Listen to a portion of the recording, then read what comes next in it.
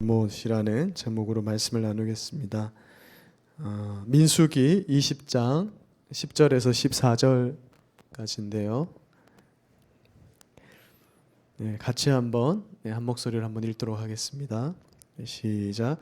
모세와 아론이 회중을 그 반석 앞에 모으고 모세가 그들에게 이르되 반역한 너희여 들으라. 우리가 너희를 위하여 이 반석에서 물을 내려 하고 모세가 그의 손을 들어 그의 지팡이로 반석을 2번 치니 물이 많이 솟아나오므로 회중과 그들의 짐승이 마시니라. 여호와께서 모세와 아론에게 이르시되 너희가 나를 믿지 아니하고 이스라엘 자손의 목전에서 내 거룩함을 나타내지 아니한 고로 너희는 이 회중을 내가 그들에게 준 땅으로 인도하여 드리지 못하리라 하시니라. 이스라엘 자손이 여호와와 다투었으므로 이를 무리바 무리라 하니라. 여호와께서 그들 중에서 그 거룩함을 나타내셨더라. 아멘. 이제 우리가 성경을 읽다 보면 이게 성경이 참 어떤 면에서는 좀 비논리적인 기승전결이 이렇게 연결되는 것이 아니라 때로는 내용이 좀 이어지지 않는 그런 구절들을 보게 되는데요. 이러한 구절들을 우리가 흔히 난해 구절 이렇게 얘기를 합니다. 이러한 난해 구절을 이해하기가 쉽지 않은 이유는 이 구절을 이해하려면 이 민수기만 봐서는 안 되고 신구약 전체를 성경 전체를 관통하는 그런 눈이 있어야 되기 때문에 우리가 이러한 난해 구절들을 해석하기가 쉽지 않은 것들을 보게 됩니다.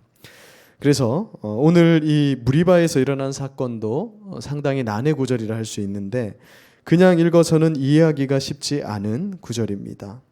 그래서 함께 무리바 속으로 한번 들어가 보겠습니다. 성경을 그래도 오랜 시간 읽으신 분들 아마 모세가 약속하신 가나안 땅에 입성하지 못했다라는 사실을 잘 알고 계실 것입니다. 그러나 생각해 보면 그 누구보다도 하나님이 약속하신 땅에 모세가 가장 먼저 들어가야 마땅하게 우리가 그렇게 생각할 수 있는 것이죠. 우리는 모세가 원망과 불평으로 가득 차 있던 이스라엘 백성들을 이 광야 생활 가운데서 잘 지도하여서 이 약속의 땅 가나안으로 잘 이끌었다라는 것을 알고 있습니다. 그런데 그런 모세가 정작 하나님께서 약속하신 그 가나안 땅을 눈앞에 두고 땅 한 번 밟아보지 못하고 죽고 말았습니다. 그 이유가 무엇이었을까? 바로 오늘 우리가 살펴볼 이 무리바에서 있었던 이 반석을 친 이 사건이 이 모세가 가나안 땅에 들어가지 못한 이유에 대해서 설명해 주고 있습니다. 여러분, 이스라엘 백성들이 겪었던 이 광야 생활이 어떠했을까요? 한 장 넘겨보시면 광야의 사진이 있는데요. 광야는 절대 낭만적인 곳이 아니죠. 이게 이제 누가 이제 광야를 차를 타고 가면서 이렇게 영상을 찍어 놓은 영상이 있는데 그 사람이 이 영상을 쭉 찍는데 1시간 동안 이 사진과 같은 이 장면만 연출되는 것입니다. 그러니까 말 그대로 마른 땅에 간간히 마른 풀이 나오는 곳이 바로 광야라는 곳이죠. 특히 무엇보다 이 광야는 모든 것이 결핍되었지만 특히 사람이 마셔야 살 수 있는 물이 귀한 곳이 바로 이 광야입니다. 그래서 오아시스를 찾으러 사람들이 이렇게 다니고 그곳을 중심으로 또 마을이 만들어지기도 하는 것이죠. 민수기 20장 2절에 보니까 이스라엘 백성들이 물이 없어서 이 모세와 아론에 대항하여서 모여들었다 그렇게 말씀하고 있습니다. 출애굽기와 민수기를 통해서 확인되는 이 광야에서의 이스라엘 백성들의 모습은 이처럼 불만과 불평의 연속임을 보게 됩니다. 물론 광야라는 이 척박한 땅에서 살다 보면 그것이 쉽지 않기 때문에 이런 불평을 가질 수도 있다고 생각할 수 있습니다. 보통의 사람들이라면 그렇죠. 그러나 이스라엘 백성들은 구름 기둥과 불 기둥으로 낮에는 더위로부터 하나님으로부터 보호를 받고 밤에는 추위로부터 하나님으로부터 보호를 받으면서 그렇게 광야 생활을 했던 사람들입니다. 날마다 아침이면 만나가 내려서 배고픔을 겪지 않아도 됐었고 또 성경의 기록에 보면 그들이 광야에서 사는 동안에는 옷이 구멍나는 일도 없고 신발이 떨어지는 일도 없었다라고 말씀하고 있습니다. 말 그대로 하나님의 기적을 날마다 경험하는 자들이었다는 것이죠. 그런데 그들이 물이 부족해지거나 이제 만나가 지겹습니다. 여러분, 우리도 밥만 계속 먹으면 뭐가 생각나죠? 이제 고기가 생각나게 되는 것이죠. 근데 고기가 생각나고 물이 부족하고 그럴 때가 되면 이 하나님께 은혜를 구하면서 기도하며 나아가지 못하고 항상 불만과 원망으로 하나님 앞에 범죄하였던 것이 이 이스라엘의 역사였다라는 것입니다. 우리가 생각하면 날마다 하나님의 은혜를 경험하면 뭐 부족한 것이 있으면 하나님께 기도함으로써 그 부족함을 좀 채우면 된다고 생각을 하는데 이스라엘 백성들의 반응은 하나님께 원망과 불평, 하나님께 직접 할 수 없으니까 눈에 보이는 모세에게 이러한 불평과 불만을 무한 반복했던 것이 이 이스라엘의 역사였다라는 것이죠. 그런데 무리바에서 그들은 더욱 과격하게 모세와 아론을 대항하였습니다. 민수기 20장 4, 5절을 보십시오. 그들은 언제나 그랬듯이 우리가 이런 레파토리는 아주 잘 알고 있지 않습니까? 너희가 어찌하여서 여호와의 회중을 이 광야로 인도하여서 우리와 우리 짐승이 여기서 다 죽게 하느냐. 자기들이 지금까지 산 것이 다 하나님의 은혜인데 우리를 왜 죽게 하느냐 이렇게 반문합니다. 너희가 어찌하여 우리를 이집트에서 나오게 하여서 이 나쁜 곳으로 인도하였느냐. 이곳에는 파종할 곳도 없고 무화과도 없고 포도도 없고 석류도 없고 물도 없도다 라고 말하면서 차라리 내가 이집트 노예로 다시 사는 게 좋겠다. 그렇게 하나님의 마음을 긁어 놓은 것입니다. 하나님이 그들을 생각해서 그들을 구원하였는데 그들은 계속해서 예전의 생활을 생각하면서 그때가 좋았는데 지금 죽겠다. 차라리 그 노예로 살던 때가 좋았는데 이렇게 불평을 했던 것입니다. 그리고 여기에 덧붙여서 참고 참은 모세를 더 이상 참지 못하게 하는 말도 덧붙이게 됩니다. 우리 민수기 20장 3절 말씀을 같이 한번 읽어보겠습니다. 시작. 백성이 모세와 다투어 말하여 이르되 우리 형제들이 여호와 앞에서 죽을 때에 우리도 죽었더라면 좋을 뻔하였더라. 여러분 이제 자녀들이 절대 부모님 앞에서 하지 말아야 될 말이 있죠. 내가 죽어야 된다. 죽었으면 좋았다. 이런 말은 절대 부모님께 해서는 안 될 말이죠. 근데 이 이스라엘 백성들이 지금 그런 말을 하고 있는 것입니다. 이스라엘 백성들이 지금 이런 말을 한 이유를 알기 위해서는 우리가 민수기 16장, 앞선 16장 말씀을 한번 살펴봐야 되는데요. 민수기 16장에는 고라라는 사람에 대해 나오고 설명하고 있습니다. 오늘 사진을 보시면 모세와 아론의 권위에 도전한 자 고라 아시는 분들도 있을 것입니다. 이 고라와 이 고라를 따르는 사람들이 당을 만들어서 모세와 아론을 반역한 사건이 민수기 16장에 기록이 되어 있습니다. 그때 고라당의 반역에 참여했던 이름 있는 군대 지휘관만 260명에 달하고 많은 제사장들이 그들과 협조했습니다.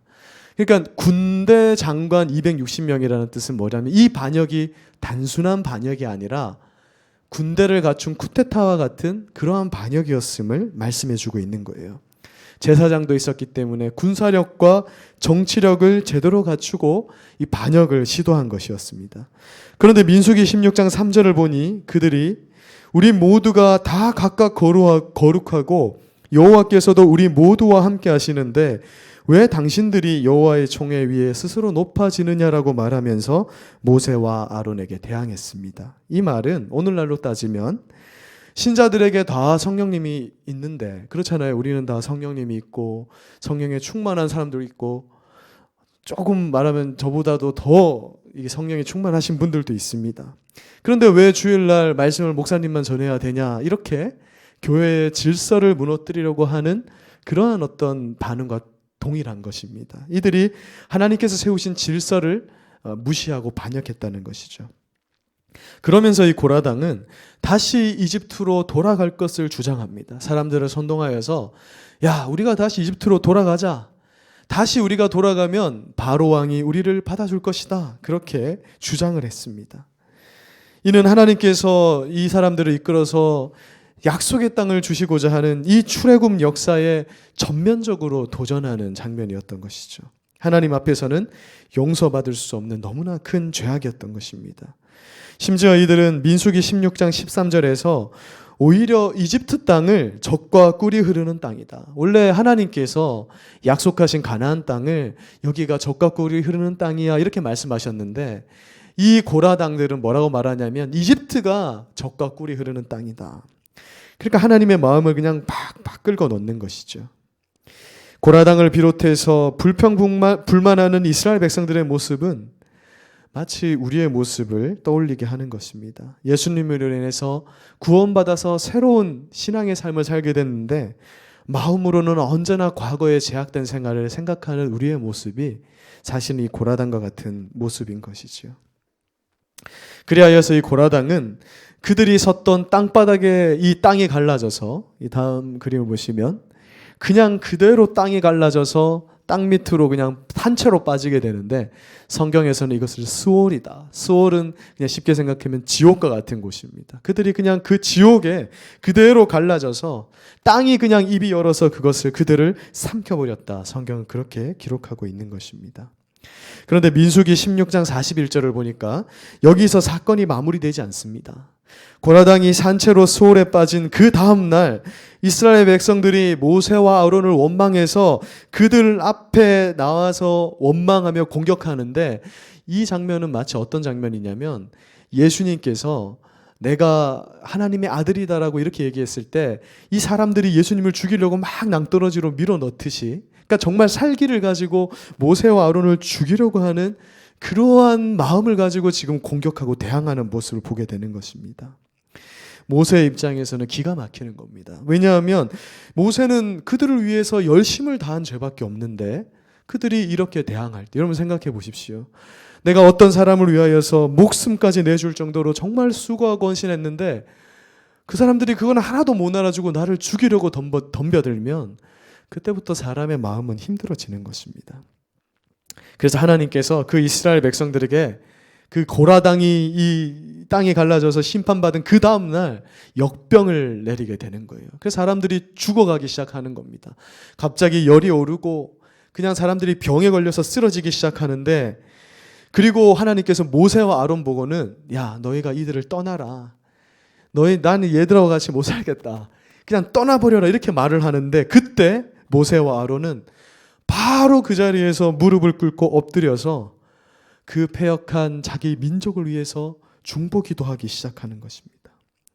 이는 예수 그리스도의 중보사역, 우리를 위한 중보사역을 예표하는 그러한 장면입니다.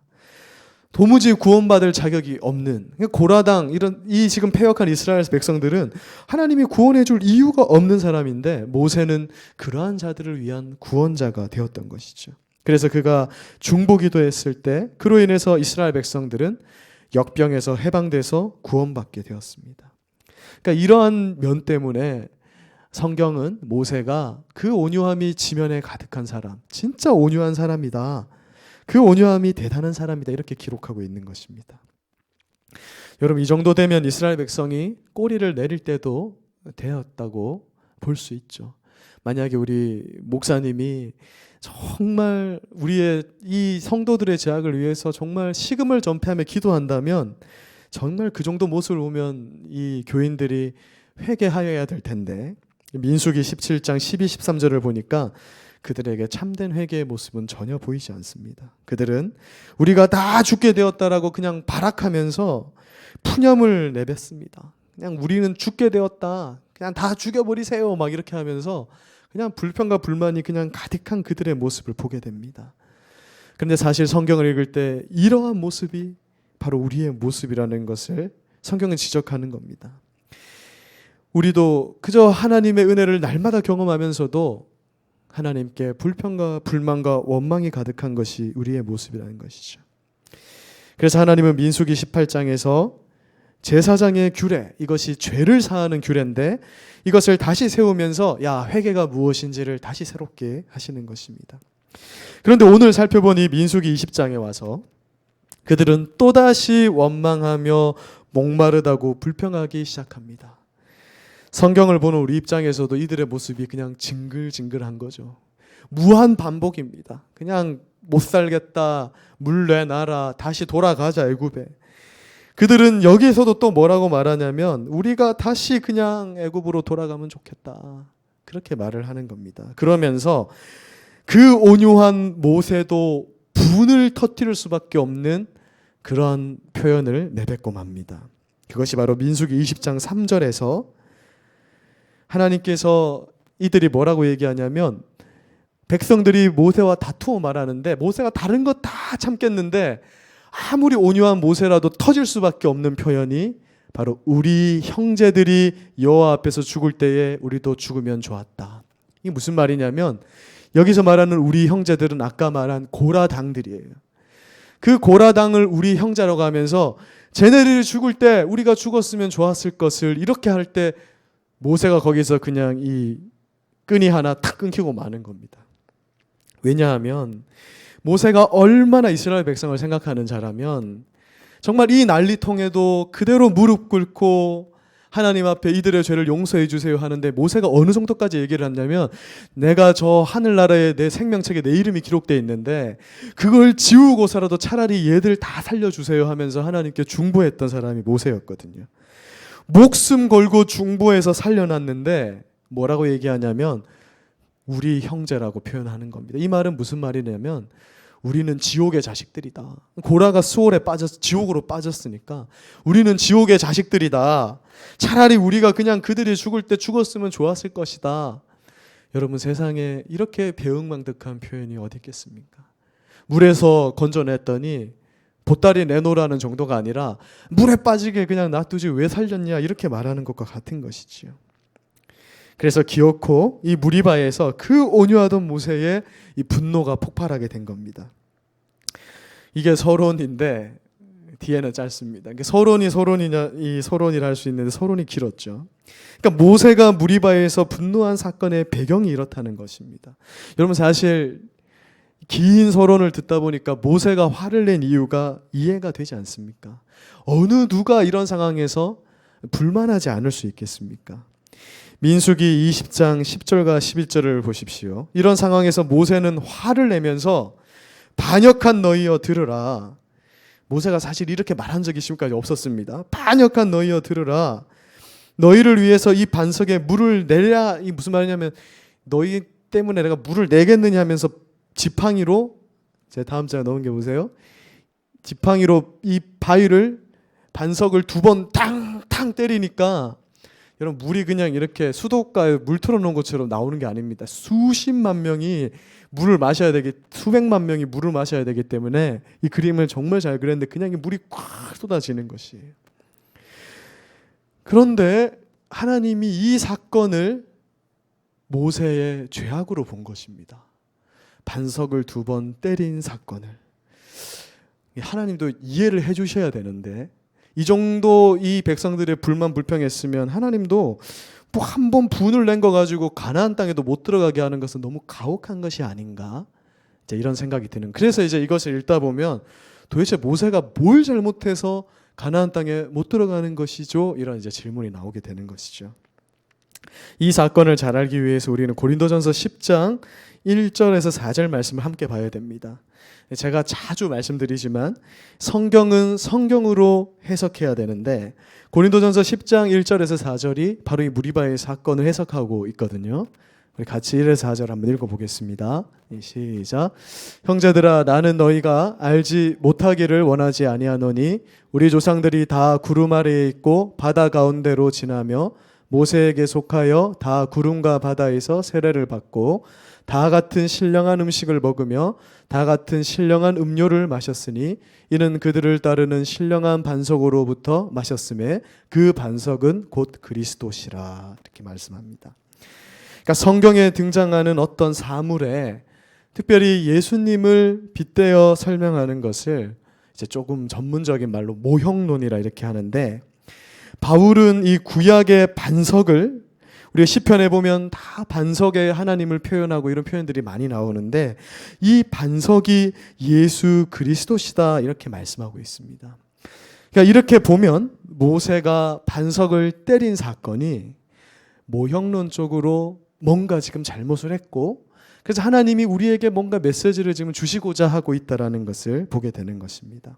그러니까 반석이 예수님을 상징하는 것이기 때문에 반석을 때렸다라는 것은 예수님의 십자가 고난을 의미하고 있습니다. 그런데 모세는 이 반석을 이미 1번 때린 적이 있습니다. 그러니까 이 사건은 2번 나오거든요.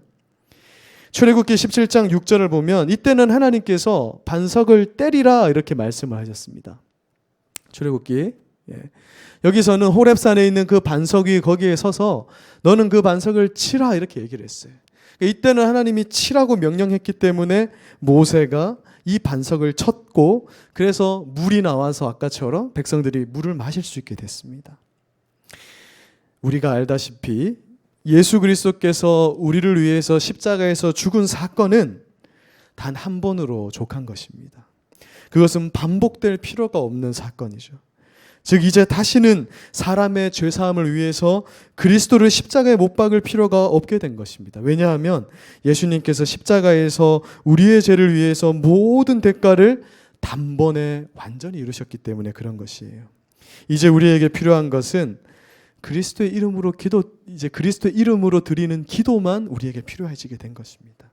그래서 민수기 20장 8절에서는 반석에게 명령하여 물을 내라. 방법이 달라지는 거예요. 첫 번째는 반석을 치는 것이었는데 두 번째는 반석에게 명령하는 것입니다. 그리스도의 이름으로 기도하게 되면 우리의 모든 죄를 담당하신 예수 그리스도께서는 이제 더 이상 십자가를 지실 필요가 없고 우리가 우리의 죄를 자백하기만 하면 깨끗함을 입게 되는 그러한 시기에 살게 된 것이 바로 새 언약 시대를 살아가는 우리의 모습이다. 그렇게 말씀하고 있는 것입니다. 그래서 이런 모형론적 의미에서 모세가 분을 내서 반석을 때린 것이 하나님 앞에 죄가 된 것입니다. 그리하여서 민수기 20장 12절에서는 이 사건을 단순한 사건이 아니라 모세가 이스라엘 자손의 목전에서 하나님의 거룩함을 나타내지 아니한 사건으로 말씀하고 있는 것입니다.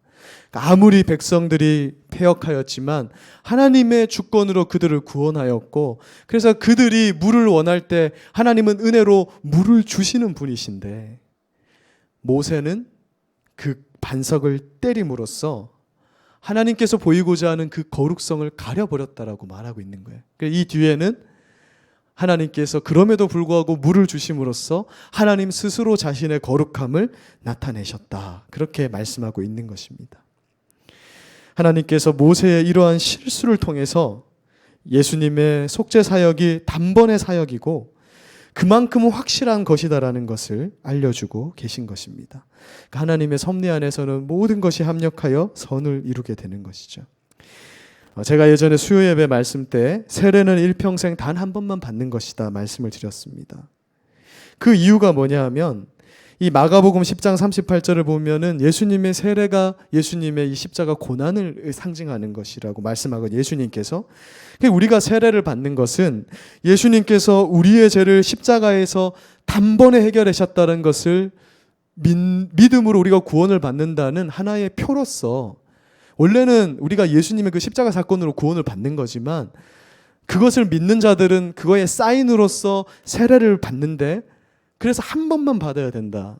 그것이 너무 중요한 의미를 가지고 있다고 말씀을 드렸었습니다. 왜냐하면 예수님의 십자가 사건이 단회적인 사건이기 때문에 그런 것이죠. 그런데 천주교는 매주 예수님을 십자가에 못 박습니다. 천주교는 미사라고 하는데 이것은 아직도 제사인 거예요. 그 천주교의 십자가에는 예수님이 달려 있어요. 십자가에. 그러니까 매주 이들은 예수님을 십자가에 다시 못 박으면서 제사를 올려드리는 그러한 잘못을 범하고 있는 것이죠. 그래서 종교개혁이 일어나게 된 것입니다. 모세가 반석을 다시 친 사건이 범죄의 행위였던 것처럼 이 천주교에서 예수님을 다시 십자가에 못 박아 미사를 드리는 것도 큰 잘못이라고 할 수 있는 것이죠. 이것이 모세의 범죄이고 이 범죄를 하나님이 크게 다루셨는데 얼마나 크게 다루셨냐면 가나안에 들어가지 못하게 하는 그러한 결과로 이것을 다루셨기 때문에 우리는 무리바의 물 사건을 중요한 안목으로 바라봐야 되는 거예요. 예수님의 십자가에서 우리의 죄를 구원하신 이 사건이 가지는 완전성을 그리고 자명성을 우리가 정말 마음에 품어야 된다는 것입니다. 말씀을 마무리하겠습니다. 저는 하나님 앞에 설 때에 너무나 나약한 저 자신을 많이 발견합니다. 그냥 드리는 말씀이 아니라 날마다 반복되어서 나를 쓰러뜨리는 이 죄악된 본성을 생각하면 내가 과연 하나님의 자녀인가라는 자괴감을 들게 하는 것이죠. 아마 진정한 신자들의 모두 동일한 고백일 것입니다. 그러나 예수님께서는 십자가에서 우리의 죄를 사하셨는데 그것은 단순한 사건이 아니었습니다. 그것은 확실한 사건. 얼마나 확실하냐면 모세가 그 반석으로 상징되는 예수 그리스도, 그 반석을 2번 치는 것을 하나님이 큰 사건으로 보시면서 우리에게 무언가를 알려줄 만큼 그것은 큰 중요성을 가진 사건이라는 것입니다. 여러분, 우리가 예수님을 믿는 우리가 이러한 존재가 된 것입니다. 이스라엘 백성들은 하나님의 선택함을 받았음에도 불구하고 필요한 것이 있을 때 하나님 앞에 아뢰기보다는 불평과 불만을 일삼았는데, 오늘 이스라엘 백성들의 모습은 우리에게 무언가를 말씀해 주고 있습니다. 우리는 우리에게 필요한 것이 있을 때 믿음을 가지고 기도함으로 나아가야 할 것입니다. 예수 그리스도의 십자가를 붙들고 하나님 앞에 나아가면 안 될 것이 없는 줄로 믿습니다.